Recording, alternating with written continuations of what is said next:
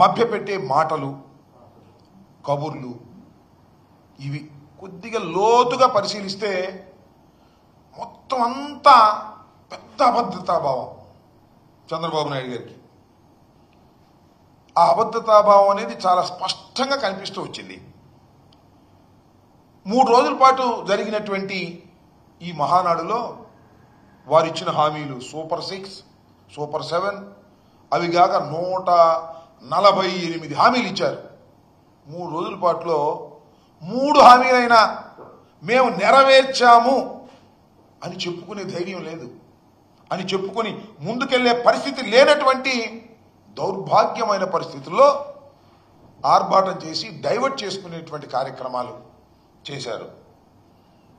తెలంగాణ నుంచి, అక్కడి నుంచి, ఇక్కడి నుంచి కొంతమంది కేతుగాళ్లను, కొంతమంది హాస్యనటుల్ని తీసుకొచ్చి స్కిట్లేసి డైవర్ట్ చేసేటటువంటి పరిస్థితి తెచ్చారు తప్ప సూటిగా ప్రజలకు ఈ సంవత్సరం పాటు మేము ఇది చేశాము అని చెప్పుకున్నటువంటి సందర్భమే 3 రోజులు ఎక్కడ కనిపించరా.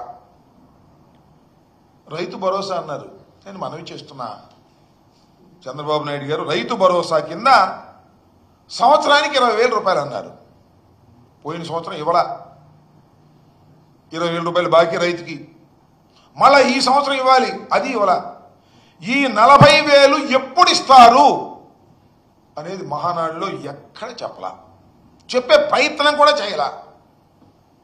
ఇకపోతే అమ్మఒడి, దాన్ని ఏదో తల్లికి వందనమని పేరు మార్చాడు చంద్రబాబు నాయుడు గారు. మంచిదే, మీ పార్టీ కాబట్టి అధికారంలోకి వచ్చింది, మీరు పేరు మార్చుకున్నారు. ఏమన్నారు మీరు? జగన్మోహన్ రెడ్డి గారు ఒక పిల్లవాడికే ఇస్తున్నాడు ఎంతమంది ఉన్నా, మేము అధికారంలోకి వస్తే ఒక పిల్లవాడు కాదు ఎంతమంది పిల్లలుంటే అంత ఇస్తాం. ఒక పిల్లవాడు ఉంటే 20,000, ఇద్దరుంటే 40,000, ముగ్గురుంటే 60,000, నలుగురుంటే 80,000. ఈ రకంగా పాట పాడారే. మరి గత సంవత్సరం ఏం ఇవ్వలేదే? పోనీ ఈ సంవత్సరం ఇవ్వాలి కదా, ఈ సంవత్సరం ఇచ్చే పరిస్థితి లేదే.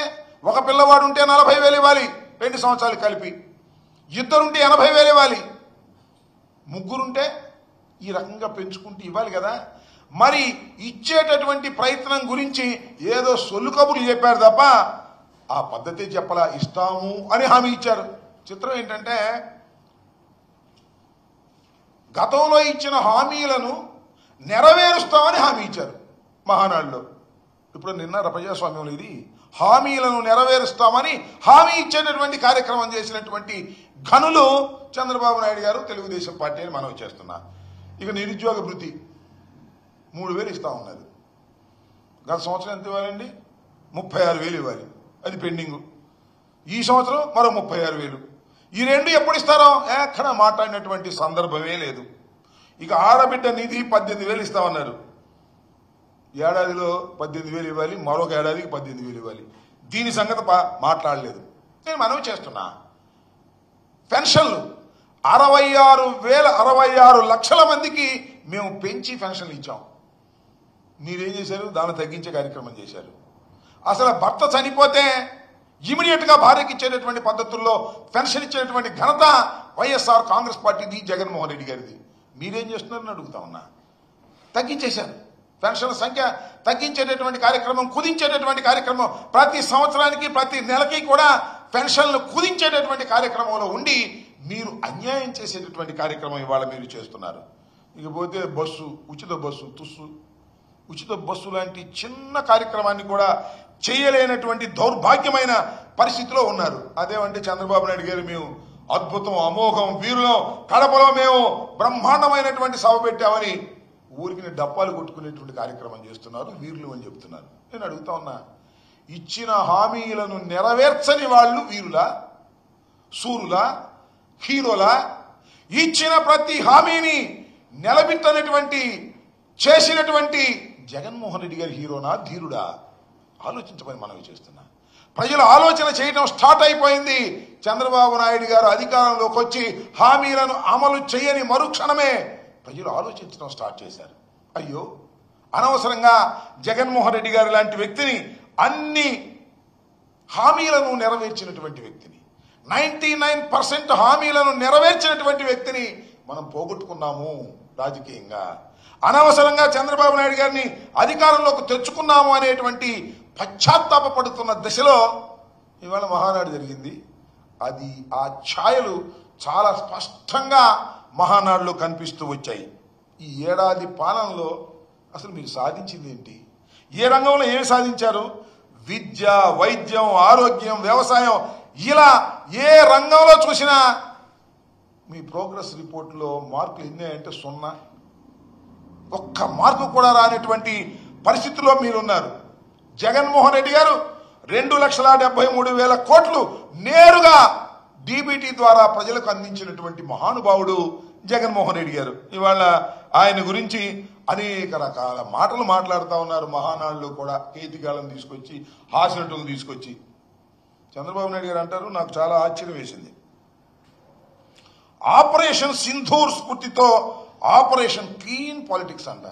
వరే అసలు క్లీన్ పాలిటిక్స్ గురించి నారా చంద్రబాబు నాయుడు గారే మాట్లాడి, ఇంకెవరు మాట్లాడాల్సిన అవసరం లేదు. భారతదేశంలో పాలిటిక్స్ని భ్రష్టు పట్టించినటువంటి వ్యక్తి, డర్టీ పాలిటిక్స్ని తీసుకొచ్చినటువంటి వ్యక్తి, అత్యంత ఖరీదైనటువంటి పాలిటిక్స్ చేసినటువంటి వ్యక్తి నారా చంద్రబాబు నాయుడు గారు. ఇవాళ మీరు చూడండి, దేశంలో ఆంధ్రప్రదేశ్లో ఉన్నంత ఖర్చు ఎన్నికల్లో ఏ రాష్ట్రంలోనూ ఉండవు. కారణం ఏంటో తెలుసా? డబ్బులు కుమ్మరించి గెలవాలనేటువంటి ఒక నూతనమైన సాంప్రదాయాన్ని ఎన్టీ రామారావు గారికి వెన్నుపోటు పొడిచి అధికారంలోకి వచ్చిన తర్వాత అధికారాన్ని నిలబెట్టుకోవడం కోసం చంద్రబాబు నాయుడు గారు అలవాటు చేసినటువంటి పద్ధతులు, ఒక డర్టీ పాలిటిక్స్ని రాష్ట్రంలోకి తీసుకొచ్చి మ్యానిపులేట్ చేసి డబ్బులు కుమ్మరించి అధికారాన్ని నిలబెట్టుకోవాలనేటువంటి ఒక డర్టీ పాలిటిక్స్ తీసుకొచ్చినటువంటి చంద్రబాబు నాయుడు గారు వాళ్ళు ఏం చెప్తాడు చూసారా? ఆపరేషన్ సింధూర్ దొరికింది కదా, ఆపరేషన్ సింధూర్ అని మోడీ గారు అన్న దాని స్ఫూర్తితోనంట ఆపరేషన్ క్లీన్ పాలిటిక్స్ అనేటువంటి మాట. ఎప్పుడైనా ఏదైనా జరిగితే ఇలాంటి బాగా చంద్రబాబు నాయుడు గారు చేసేటటువంటి కార్యక్రమం చేస్తుంటారు. ఊరిని ఇమిటేషన్ పాలిటిక్స్ లాగా చేసేటటువంటి కార్యక్రమం చేస్తూ ఇవాళ ఈ రకంగా చంద్రబాబు నాయుడు గారు మాట్లాడుతుంటే హాస్యం పండుతుందని మనవి చేస్తున్నాం. అంతేకాదు, రాజకీయాల్లో వైకుంఠపాళి వద్దు అన్నాడు. అయ్యా, నాకు తెలియగడుగుతానండి, అసలు వైకుంఠపాళి రాజకీయాల్లో ఎదిగింది ఎవరు? నారా చంద్రబాబు నాయుడు గారు కాదా? చంద్రబాబు నాయుడు గారు మొదట కాంగ్రెస్ పార్టీలో ఉన్నాడు. కాంగ్రెస్ పార్టీలో ఓడిపోయిన తర్వాత మామగారి దగ్గర చేరాడు.